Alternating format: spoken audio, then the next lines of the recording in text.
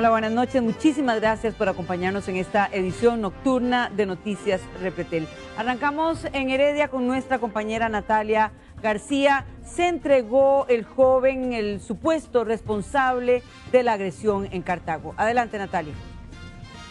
Hola, ¿qué tal, Yanani? Buenas noches a ustedes, los amigos televidentes. Fue eso de las 7:35, 7:40 de la noche aproximadamente, cuando el sospechoso de apellido Sánchez se apersonó directamente a las oficinas del OIJ de Heredia para entregarse ante las autoridades luego de que esté siendo buscado y posiblemente acusado de tentativa de homicidio luego del incidente ocurrido el fin de semana anterior en el partido entre Heredia y el Club Sport Cartaginés, cuando al parecer este sospechoso agredió con una piedra en la cabeza a un aficionado del Cartaginés, el cual lo tiene en este momento en el hospital Max Peralta en una condición bastante delicada. A pesar de que los agentes del OIJ de Cartago estuvieron buscándolo tanto en su trabajo como en su casa y en la casa de su novia, que también se encontraba con él en el momento del partido, no lograron encontrarlo, sino fue hasta después que lograron tener comunicación telefónica los agentes del OIJ de Cartago con el hombre, con el sospechoso de apellido Sánchez, de 30 años de edad y vecino de San Francisco de Heredia, el cual les indicó que se encontraba con su abogado y que en cuestión de minutos ingresaría al OIJ de Heredia para poderse entregar, ya que este es el más cercano. Los agentes del OIJ hicieron un llamado directo a las patrullas para que se trasladen tanto al complejo de ciencias forenses, lo recogieran aquí en Heredia y se lo llevaran a Cartago, donde se lo llevaron hace varias horas y donde va a permanecer la noche de hoy hasta el día de mañana. En horas de la mañana el Ministerio Público de Cartago lo indagará precisamente por los hechos que posiblemente se le vayan a acusar. A pesar de la búsqueda que se le hizo durante todo el día, se tiene información preliminar de que el hombre de apellido Sánchez fue a trabajar, conversó con sus compañeros de trabajo, los que evidentemente conocían lo que estaba ocurriendo, ya que su fotografía se hizo público en varios medios de comunicación y en redes sociales también. Entonces, esta persona habló con sus compañeros y les indicó que al salir del trabajo se iba a dirigir donde un abogado para ser asesorado. Así lo hizo. Terminando de trabajar, los agentes llegaron y les indicaron que aproximadamente 20 minutos antes se había ido el hombre, indicando que iría donde un abogado. Es así como se comunican telefónicamente con él y él les indica que se iba a entregar. Fue en el OIJ entonces de Heredia donde se entregó este sospechoso y será el día de mañana, en horas de la mañana, cuando ya el Ministerio Público nos confirme si va a presentar algún tipo de solicitud de medida cautelar para que el Juzgado Penal de Cartago pueda dictársela en este caso. Desde Heredia, este es un informe de Natalia García, Noticias Repretel. Muchísimas gracias, Natalia, por este reporte. Por supuesto que estaremos dándole seguimiento al caso. Bueno, violencia en el fútbol. Un joven cartaginés lucha por recuperarse. Esto fue lo que pasó.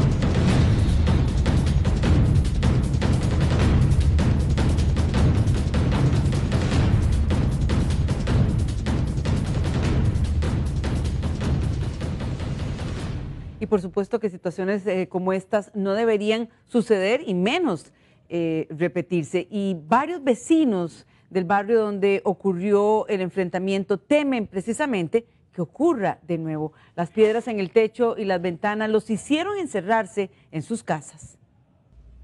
El barrio Asís se ubica a un costado del estadio Fello Mesa en Cartago. Los vecinos lo describen como un lugar tranquilo y muy seguro, pero este domingo experimentaron algo muy diferente. La calle del barrio en pocos minutos se convirtió en un campo de batalla. El golpe de las piedras en los techos y las ventanas los enfrentó a momentos de terror. Empezaron a pegar pedradas por todos lados, mis vecinas le reventaron los vidrios y a mi mamá en eso que yo le dije, mami, corra, corra, a meterse. Ella no le dio tiempo y le pegaron una pedrada aquí. De ahí era un grupo bastante grande y de ahí pasa uno con un niño o con una familia, de ahí pues es peligroso, ¿verdad? Oiga esa brisa, bueno, ahí pasa. Es que la única cosa, a veces yo lo he visto de las ventanas de la casa, que inmediatamente también está la policía. Pero ayer me dijeron que no estaba. Las armas eran estas piedras, los escombros de una carretera en construcción, que volaban por los techos y se metían hasta por las ventanas. Cuando sentimos fue el bombazo de la piedra y todo, hasta una hija mía le pegó en el hombro que estaba ahí en el sofá. Los vecinos del barrio Asís exigen más vigilancia en los próximos encuentros, porque no quieren que este tiempo del partido se repita. Un tapón en un canal de desagüe de una piñera sobre la nueva ruta entre Chilamate y Vuelta de Cúper es el responsable de las inundaciones de la vía. Así por lo menos lo confirmó el MOP, que contactó al dueño de la finca en el kilómetro 21. Los arreglos del canal ya se están realizando.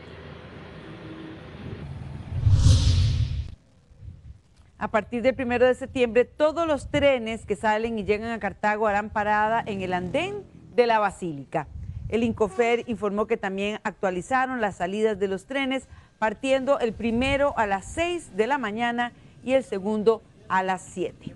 El cambio lo hicieron debido a la solicitud de los usuarios.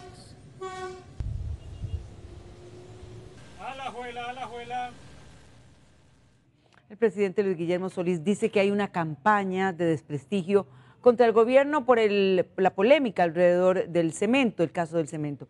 Los diputados le piden por su parte que colabore más con la investigación.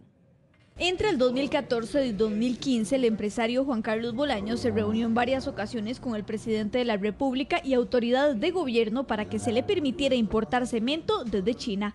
Hoy, 3 años después, es investigado porque lograron cambiar el reglamento para que importara y aparte obtuvo un préstamo por 18.000 millones de colones del Banco de Costa Rica, pese a que se le había cuestionado por no tener garantías de pago.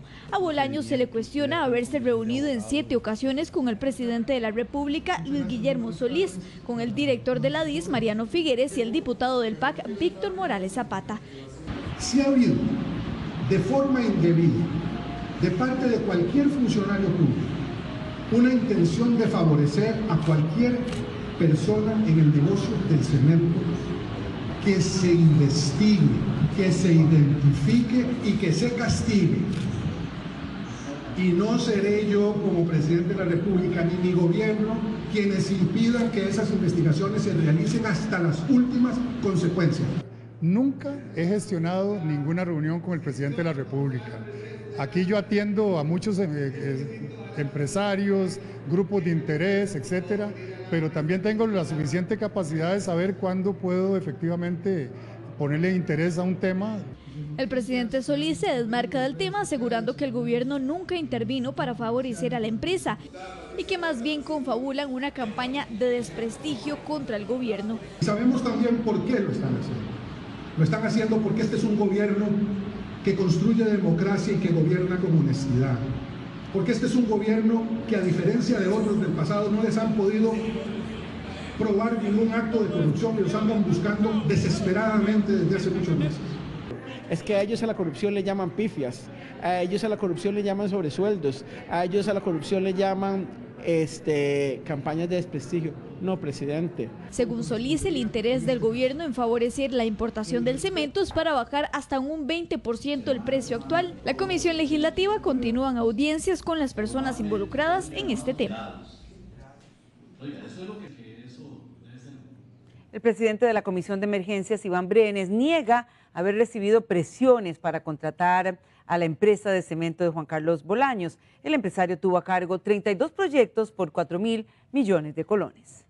La Comisión Nacional de Emergencias contrató a la empresa de Juan Carlos Bolaños en 29 ocasiones para proyectos de primer impacto y 3 para proyectos por decreto de emergencia. En intervenciones rápidas se le pagaron 193 millones de colones. En trabajos por decreto se le canceló 293 millones de colones.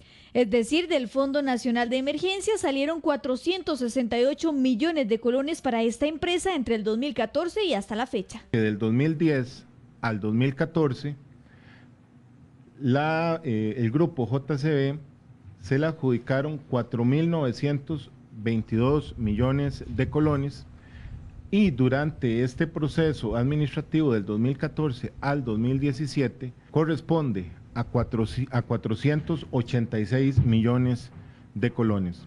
El presidente de la institución, Iván Brenes, niega que existieran presiones de diputados y de autoridades de gobierno para contratar los servicios del empresario. Acá no ha existido ningún tipo de favorecimiento de ninguna empresa. Nuestro afán no ha sido nunca ni favorecer ni perjudicar ningún grupo empresarial. Todas las empresas están registradas en el sistema de contratación pública a través del Ministerio de Hacienda.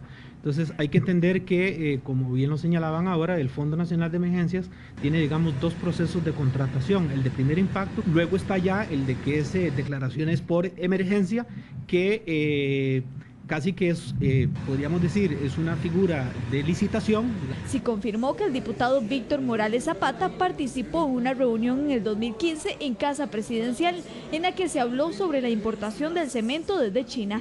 Brenes también descartó una relación personal con Juan Carlos Bolaños. Rescates dramáticos se dan en Houston tras el paso del huracán Harvey. La tormenta deja 8 muertos y también inundaciones nunca vistas. Prioridades ahora salvar vidas. En Houston, la ciudad más afectada, los equipos de emergencia han rescatado ya más de 2.000 personas atrapadas en sus viviendas, donde el agua llegó en algunos casos hasta el tejado. Lo que eran carreteras y autopistas ahora son como ríos por donde transitan las barcas de salvamento. Algunos vecinos están siendo rescatados en helicópteros porque no hay otra posibilidad de acceso. Pero las autoridades reconocen que hay aún decenas de atrapados. Un ejemplo, esta mujer. No tenemos nada, asegura por videoconferencia, y espera angustiada la llegada de un rescate para ella y para este anciano de 95 años. Hay 6.000 personas en refugios y se espera que pueda haber hasta 30.000. No salgan a las calles, manténganse a salvo, insisten las autoridades, que han pedido voluntarios porque dicen que necesitan muchas manos para salir de esta crisis. Y muchos se preguntan si fue correcta la decisión del alcalde de Houston de no ordenar una evacuación obligatoria antes de la llegada del Harvey. Fue una decisión correcta en términos de seguridad, ha dicho, porque de otro modo habrían quedado muchos atrapados en un masivo y peligroso atasco de tráfico. El presidente Trump, que se mantiene en contacto con las autoridades de la zona, visitará mañana las áreas afectadas.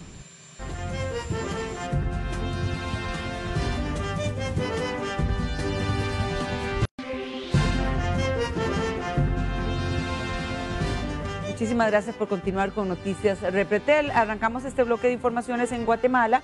El presidente Jimmy Morales insiste en la decisión que tomó de declarar persona non grata al comisionado de la CICIG, Iván Velázquez. Veamos. A las 6 de la mañana del domingo 27 de agosto, el presidente Jimmy Morales difundió un mensaje por medio de la cuenta de Twitter del gobierno de Guatemala, donde dio a conocer su decisión de declarar non grato al comisionado de la CICIG, Iván Velázquez, además de su inmediata salida del país, acciones que son respaldadas en artículos de la Constitución Política de la República de Guatemala. De conformidad con el artículo 183, inciso P, de la Constitución Política de la República de Guatemala, Como presidente de la República, por los intereses del pueblo de Guatemala, el fortalecimiento de un Estado de Derecho y la institucionalidad, declaro non grato al señor Iván Velázquez Gómez en su calidad de comisionado de la Comisión Internacional contra la Impunidad en Guatemala y ordeno que abandone inmediatamente la República de Guatemala. Le instruyo al ministro encargado del despacho de Relaciones Exteriores que cumpla con el marco legal y diplomático para que el señor Iván Velázquez Gómez abandone inmediatamente el territorio nacional de la República de Guatemala. Alrededor de las 11 horas, magistrados de la Corte de Constitucionalidad se reunieron para resolver un amparo presentado contra la decisión del mandatario. Esta Corte otorga el amparo provisional solicitado y se deja en suspenso la decisión que profirió el presidente de la República. En el artículo 12 del Acuerdo de Creación de la Comisión Internacional contra la Impunidad en Guatemala, se establece que toda controversia entre las partes relacionada con la interpretación o con la aplicación del presente acuerdo se resolverá por negociación entre las partes o por cualquier otro medio de solución mutuamente convenido. Y aquí manda que no debe haber intervención de ningún otro ente de ninguno de los dos estados. Entonces creo que esto es algo muy importante que el guatemalteco debe conocer para saber cuál es el camino jurídico legal para poder darle solución a esta crisis que estamos viendo el día de hoy en Guatemala, que es jurídica, político y diplomática. Analistas coinciden en la preponderancia de la ley al respetar la soberanía del país. El amparo provisional es totalmente inviable. Esta no era la vía que se tenía que utilizar para fortalecer o proteger en cualquier momento al comisionado Iván Velázquez, porque él no lo necesita. Por partes. El amparo es una acción constitucional que tiene por objeto proteger a las personas contra amenazas o violaciones contra sus derechos. Y entonces, si se sentía amenazado el comisionado Iván Velázquez, él es el único legitimado para poder accionar y realmente decir, mire, necesito protección. En mi opinión, el amparo provisional que la Corte de Constitucionalidad ha otorgado es un amparo ilegal. No hay nada en la ley que le prohíba al presidente tomar la decisión que ha tomado. A nivel internacional hubo posturas de exmandatarios como Álvaro Uribe. El expresidente colombiano, a través de su cuenta de Twitter, expuso: la corrupción no se derrota con jueces como Iván Velázquez, que utiliza la justicia para condenar a sus supuestos enemigos políticos. Comprensible la decisión de Guatemala de expulsar a Iván Velázquez, acusado de ofrecer dádivas a presos para acusar a inocentes. Guatemala expulsa a Iván Velázquez, quien en Colombia sentó el precedente de absolver al narcoterrorismo de izquierda. El último tuit que publicó lo hizo acompañado de una fotografía y en el cual cita: Iván Velázquez expulsado de Guatemala. En Colombia actuaba como miembro de este grupo político, nunca juez imparcial. Mientras que en horas de la tarde el mandatario reiteró su decisión en un video difundido en medios de comunicación por medio del canal de gobierno. Reitero que el comisionado Velázquez se excedió en sus funciones porque se inmiscuyó directamente en los asuntos internos que competen con exclusividad al Estado de Guatemala por medio del Congreso de la República, violando expresamente el artículo 41 de la Convención de Viena sobre relaciones diplomáticas. En tanto, ministros y viceministros presentaron su respaldo al mandatario por medio de comunicados publicados en redes sociales. En Guatemala se registraron manifestaciones a favor del presidente de la República, en donde expresaban su apoyo por medio de pancartas.